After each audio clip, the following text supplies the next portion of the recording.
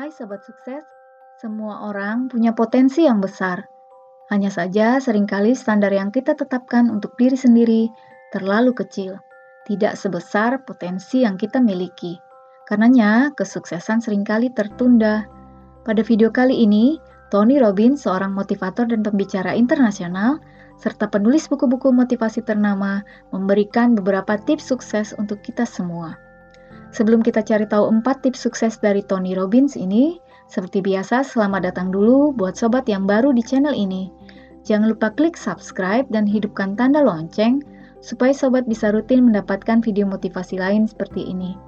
Klik like juga jika sobat sudah pernah membaca salah satu buku Tony Robbins, dan silakan berikan masukan jika sobat punya tokoh lain yang juga menginspirasi. Bisa di kolom komentar atau juga di Instagram Motivasi Sukses. Yakinlah bahwa sukses itu adalah milik semua orang yang mau berusaha. Tingkatkan standarmu. Ini Rudy dan Michael. Rudy dan Michael bekerja di kantor yang sama. Gaji yang mereka terima juga sama. Rudy menghabiskan gajinya untuk kebutuhannya sehari-hari. Sisa gajinya dibelanjakan Rudy untuk gadget-gadget baru, nongkrong-nongkrong, atau untuk kebutuhan konsumtif Rudy yang lain. Ketika orang tua Rudy sakit, Rudy tidak punya uang untuk membawa orang tuanya ke rumah sakit. Lagi pula Rudy yakin ada 2 kakaknya yang akan mengurus orang tuanya, tidak harus dia.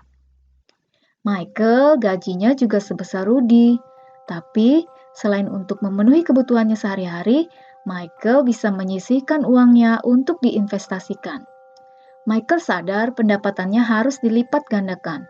Barangkali suatu saat ada genteng bocor, keluarga sakit, atau mobilnya tiba-tiba keserempet. Michael juga memiliki dana-dana cadangan agar suatu saat dia bisa membawa orang tuanya wisata rohani ke Timur Tengah. Rudy sebenarnya juga ingin membawa orang tuanya wisata rohani, tapi Rudy hanya bisa berharap suatu saat mudah-mudahan ada rezeki nomplok yang bisa membantunya.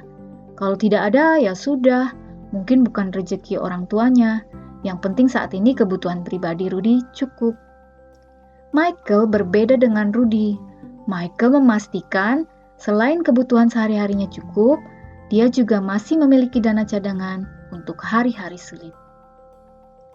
Meskipun mempunyai goal yang sama, Rudy dan Michael punya standar berbeda. Standar Rudy terbatas untuk kebutuhan sehari-harinya saja, sehingga Rudy merasa gajinya sudah cukup. Standar Michael adalah kebutuhan sehari-hari plus dana cadangan untuk masa sulit. Sehingga Michael merasa gajinya belum cukup dan Michael kemudian mencari sumber pendapatan lain. Semua orang membuat standar apa yang harus dia miliki. Saat Michael memastikan bahwa dia harus memiliki sumber penghasilan lain, Michael mencari cara untuk mendapatkan sumber penghasilan lainnya. Karena Rudy tidak harus memiliki sumber penghasilan baru, maka Rudy cenderung santai dan puas hanya dengan gajinya yang sekarang. Nah, sobat lebih seperti Rudy atau lebih seperti Michael? Komen di bawah ya. Seorang teman saya perokok berat. Setiap hari teman ini bisa menghabiskan 1 bungkus rokok yang di Indonesia harganya sekitar Rp15.000. Saat kuliah di Australia, teman saya tiba-tiba bisa mengurangi rokok secara drastis. Alasannya sederhana. Harga rokok di Australia sekitar Rp300.000 sebungkus.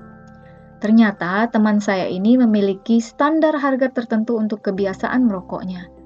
Ternyata teman saya bisa berhenti merokok saat harga rokok jauh lebih mahal. Dalam kondisi ini, teman saya bisa memutuskan bahwa dia harus mengurangi rokok. Coba sobat amati media sosial teman-teman sobat, atau amati Instagram sobat sendiri. Ada seorang teman yang standarnya adalah terlihat ganteng, atletis, dan berbusaha mahal. Instagramnya berisi foto-foto si teman dengan pose paling ganteng, kegiatannya saat berolahraga, dan busana-busananya yang bermerek dan terkenal. Seorang teman lain standarnya adalah membahagiakan keluarga.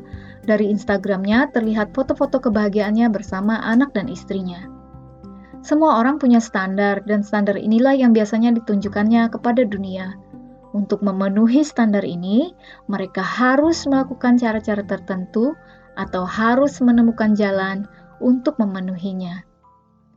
Waktu kuliah dulu, orang tua saya mengeluarkan banyak uang untuk saya kuliah.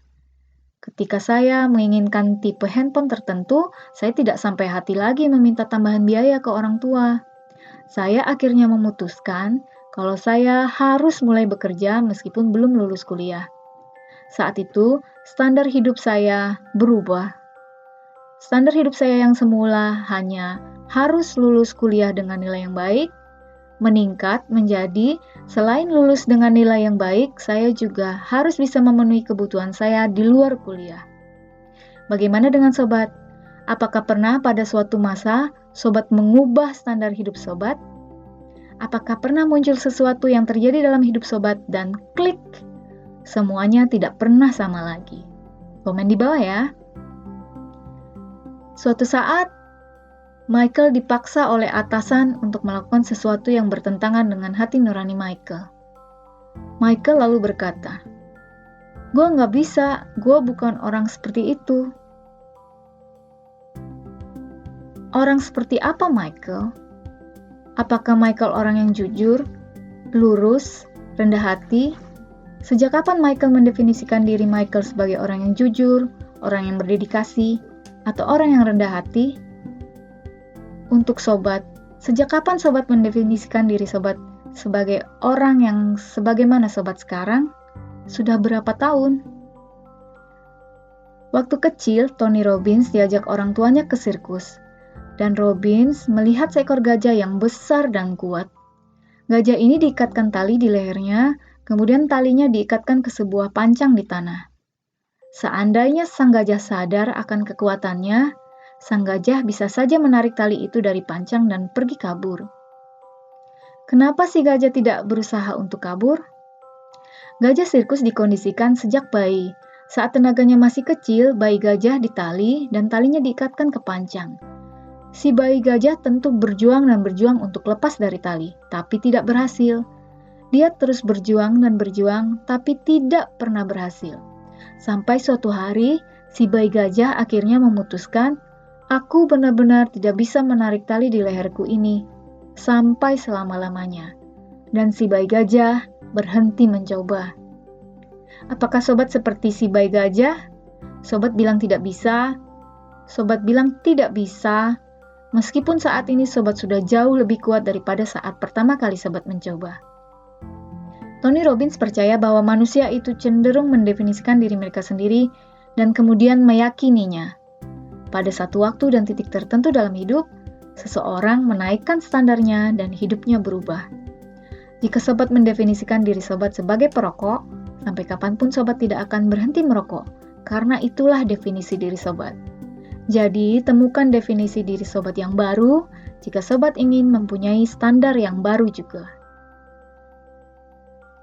Kebahagiaan datang jika kita membuat kemajuan. Beli handphone baru atau beli tas baru mungkin membuat sobat bahagia pada awalnya, tapi lama-lama rasa senang itu luntur. Hubungan yang paling romantis sekalipun jika begitu-begitu saja akan jadi sangat membosankan. Mau itu barang, hubungan, uang, kesempatan, semua akan membuat sobat bersemangat pada awalnya. Tapi jika tidak ada kemajuan, akan jadi sangat membosankan. Menurut Robbins, kunci kebahagiaan adalah membuat kemajuan setiap harinya. Dengan pengembangan diri secara rutin, kita akan makin merasa hidup. Sobat mungkin tidak punya kontrol akan dunia luar, tapi sobat punya kontrol akan semua proses yang terjadi dalam hidup sobat sendiri. Sobat tidak akan tiba-tiba punya pekerjaan yang lebih baik jika tidak berhenti kerja dan melamar pekerjaan lagi yang lebih baik. Sobat tidak akan bisa bahasa Inggris jika tidak berlatih bahasa Inggris setiap hari. Lakukan sesuatu, buatlah kemajuan hari demi hari. Jangan cuma berharap semuanya akan berubah dengan sendirinya. Ubah pola pikirmu.